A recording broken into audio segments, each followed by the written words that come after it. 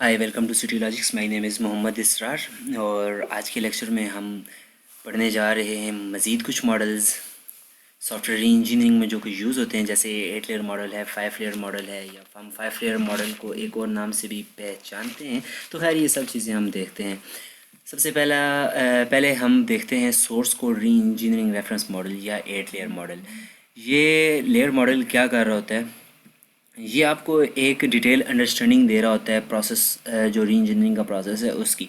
यहाँ पे इसको हमने 3 अप्रोचेज़ में डिवाइड कर दिया हुआ है एट लेयर को। मतलब आप ये 3 चीज़ें यहाँ पे देख रहे होंगे, आप फील कर रहे होंगे कि आप सिस्टम को रेशनलाइज कर रहे हैं। ठीक है, वो कुछ माइंडसेट अगर आप क्रिएट करना चाहते हैं पुराने सिस्टम से उठा के नए सिस्टम में, तो रेशनलाइजेशन करना चाहते हैं तो आप क्या करते हैं, री इंजीनियर करते हैं। कंप्रीहेंस करना चाहते हैं अगर आप सिस्टम को, तो तब भी आप क्या करते हैं, री इंजीनियरिंग कर रहे होते हैं। या फिर अगर आप रिकन्स्ट्रक्ट करना चाहते हैं पुराने अकॉर्डिंग टू द प्रैक्टिसेस जो न्यू प्रैक्टिसेस जो कि आ चुकी हैं, तभी आप री इंजीनियर करते हैं। और ये 8 लेयर मॉडल एक डिटेल्ड बता रहा होता है कि आप री इंजीनियरिंग में कर क्या रहे हैं। और यहाँ पे एक और चीज़ भी एडिशनल बताई हुई है कि जो टॉप 6 लेयर्स हैं, ये आपके पास रिवर्स इंजीनियरिंग है। और उसके बाद ये जो डाउन बॉटम वाली 3 जो फेजेस हैं या लेयर्स हैं, वो क्या कर रही हैं, वो फॉरवर्ड इंजीनियरिंग को बता रही हैं। और ये जो काजुएशन है ना, ये दोनों में आ जाती है, फॉरवर्ड इंजीनियरिंग में भी और रिवर्स इंजीनियरिंग में भी। कैसे आती है हम ये देखते हैं अभी। सबसे पहले आप एक ओरिजिनल कोड उठाएंगे, ठीक है, उसके ऊपर इनकैप्सुलेशन करेंगे। इनकैप्सुलेशन का क्या मतलब है यहाँ पे? इसका ये मतलब नहीं है कि आप उसको किसी कैप्सूल के अंदर कैद करेंगे, नहीं। यहाँ पे कैप्सुलेशन का मतलब है कि आप जो रिक्वायरमेंट्स है ना, या आपका सोर्स कोड है, उसको आप बेसलाइन कर देते हैं। ठीक है, उसके बाद आप क्या करते हैं, आप वहाँ से कन्फिगर करते हैं चीज़ों को। ठीक है, सारे के सारे मैनेजमेंट के जो भी टास्क्स हैं आपके सोर्स कोड से, ओरिजिनल सोर्स कोड से ट्रांसफॉर्म सोर्स कोड में जाने के, उनको आप यहाँ पे मैनेज करते हैं। ठीक है, फिर आप एनालिसिस करेंगे कि क्या क्या स्टेप्स हमें लेने चाहिए और कौन कौन से स्टेप्स बेहतर स्टेप्स हैं जो कि हमें लेने चाहिए। आपको पार्सिंग करना पड़ेगी तमाम के तमाम सेट्स की, तमाम के तमाम डेटा की, जो कि आपको ओरिजिनल सोर्स कोड से आपको लेके जाएगा ट्रांसफॉर्म्ड सोर्स कोड में। और फिर आप उसी के अकॉर्डिंग टेस्ट जनरेट करेंगे, एक्सेप्टेंस टेस्ट जनरेट करेंगे। सही हो गया। अब ट्रांसफॉर्मेशन की जो लेयर है, यहाँ पे आप क्या काम कर रहे होंगे, यहाँ पे आप सिस्टम को आइसोलेट कर रहे होंगे, आइसोलेशन में लेके जाएंगे। और जो भी प्रोसीजरल ग्रेनुलैरिटी है, मतलब कोहेजन और कपलिंग, इन दो चीज़ों को आप यहाँ पे टैकल कर रहे होंगे।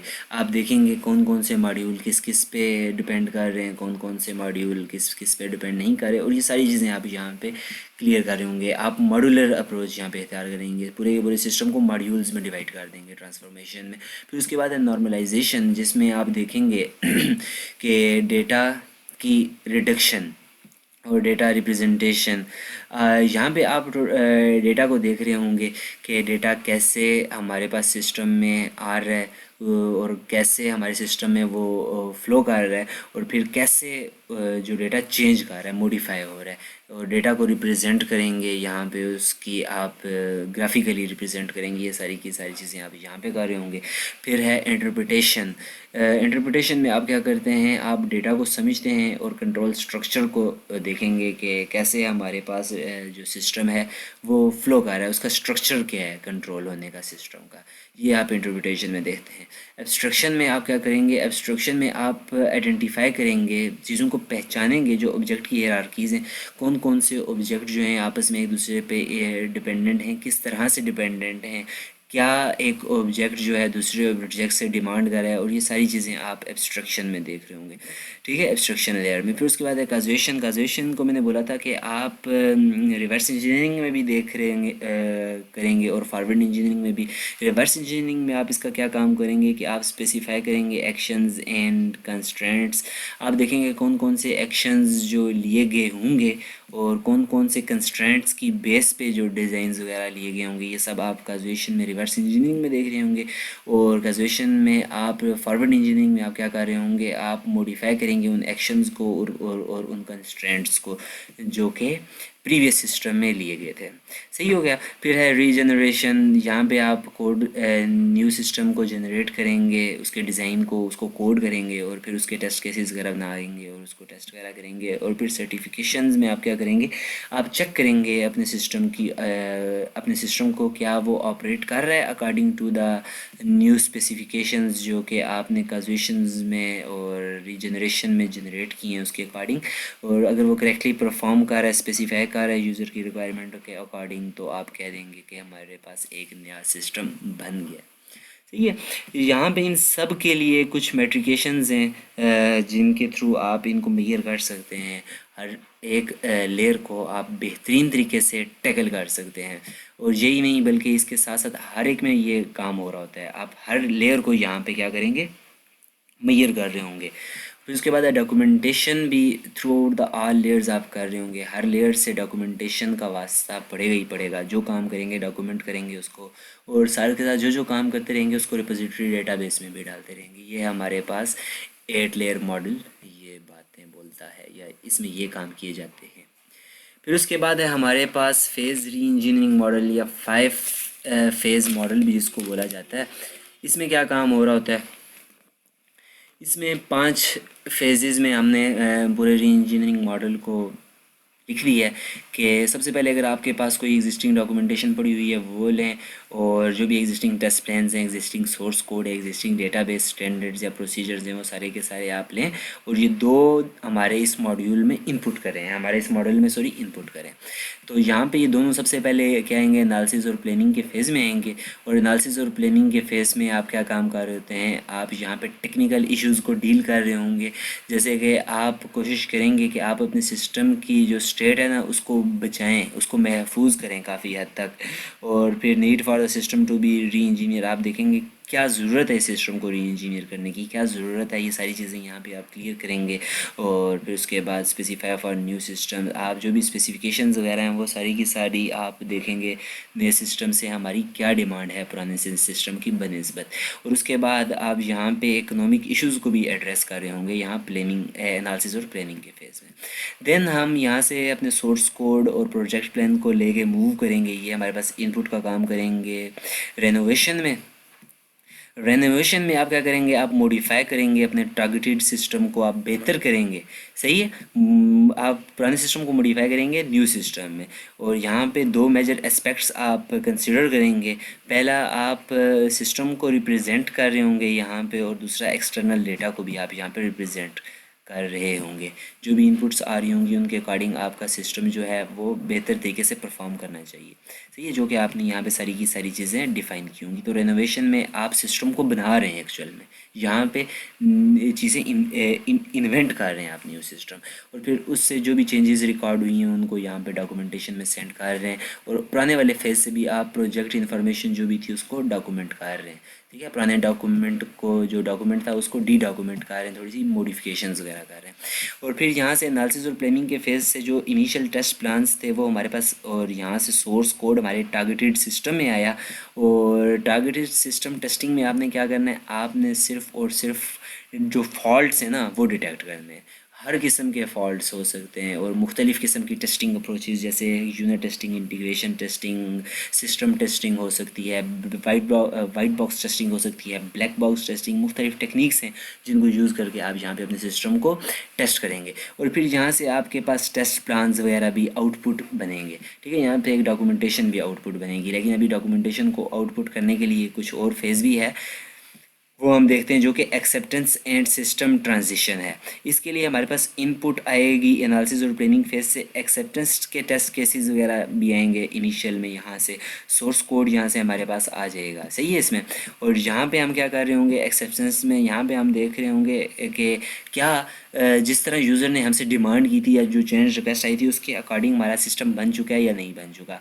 और हमें उसी हिसाब से क्या करना पड़ेगा, जो फेल्ड हो गए हैं हमारे टेस्ट केसेस उनके हिसाब से हमें उसे टेस्ट करके उन टेस्ट केसेस के अकॉर्डिंग हमें अपने सिस्टम को बेहतर करना होगा। ठीक है, जो फेल हो चुके हैं उनको दोबारा से पहले बेहतर करेंगे अपनी फंक्शनलिटी को, और फिर उनको रीटेस्ट करेंगे और चेक करेंगे क्या अब हमारा सिस्टम बेहतर है।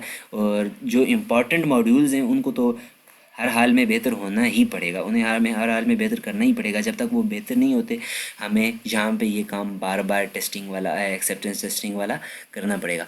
और फिर हम उसको बेहतर करेंगे। बेहतर करने के बाद जब हमें लगा ये बेहतर हो गया तो हम वो सोर्स कोड के जो पिपेट्स वगैरह या उससे जो भी डिज़ाइंस वगैरह बनेंगे वो डॉक्यूमेंटेशन की तरफ सेंड कर देंगे। और ये डॉक्यूमेंटेशन हमारे पास एक आउटपुट का काम करेगा नेक्स्ट टाइम ऑफ एवोल्यूशन के लिए।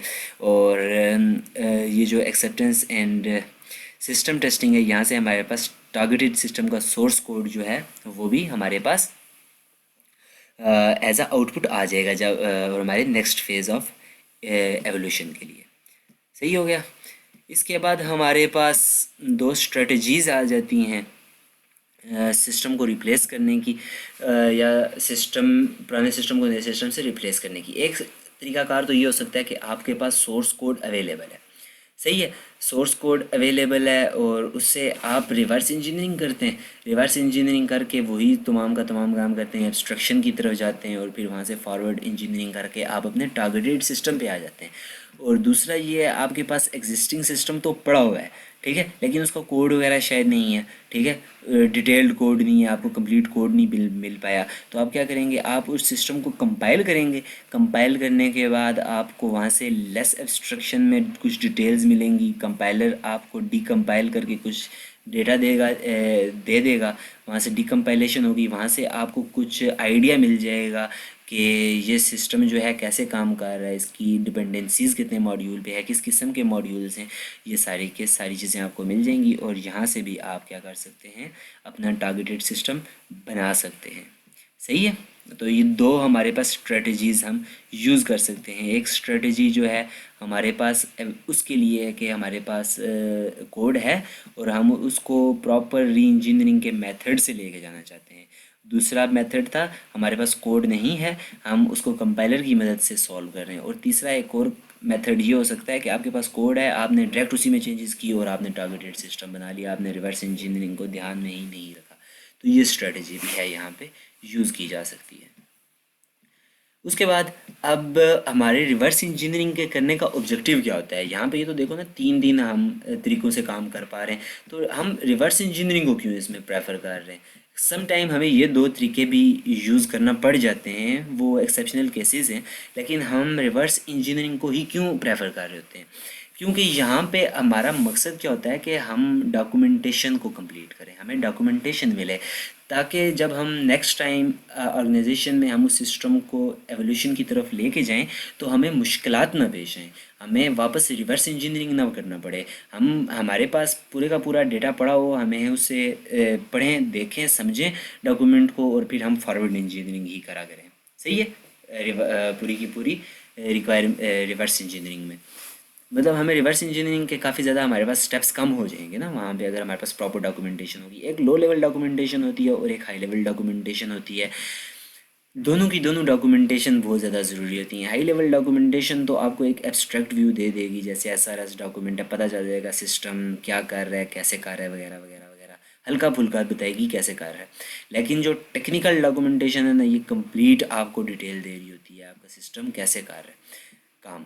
उसके बाद विजुअलाइजेशन के आपको ये कंसेप्ट भी एक समझ आनी चाहिए कि आपने डेटा को ना विजुअलाइज करना होता है, ठीक है। ऐसा मतलब डेटा जैसे मेरे पास कोई कोड था, मैंने उसको यहाँ पे विजुअलाइज़ किया है कि ये सैलरी कैलकुलेट की एक क्लास है, ये डिपेंड कर रही है टैक्स डिडक्शन की क्लास पे, कि अगर मैं किसी को सैलरी देना चाहता हूँ, मैं उसकी सैलरी कैलकुलेट करना चाहता हूँ, तो मुझे टैक्स भी उसमें से डिडक्ट करना पड़ेगा। तो ये इस पर डिपेंड कर रही है, या टैक्स डिडक्ट किसी का करना है तो वो उसकी सैलरी लेगा, तो ये दूसरे पर डिपेंड करती हैं। तो डेटा को विजुअलाइज़ करना ना जो है वो काफ़ी हमारे लिए बेहतर हो जाता है। जब हम उसको विजुअलाइज कर लेते हैं तो अब हम उसको समझ सकते हैं और हम उससे एक बेहतर सिस्टम बना सकते हैं। सही हो गया। ये जितने भी अभी तक कंसेप्ट्स बताएं ये बहुत ज़्यादा इंपॉर्टेंट होने वाले हैं हमारे नेक्स्ट लेक्चर्स में। उम्मीद है आपको यहाँ तक चीज़ें समझ आई होंगी। मिलते हैं नेक्स्ट वीडियो में, तब तक के लिए अल्लाह हाफिज़।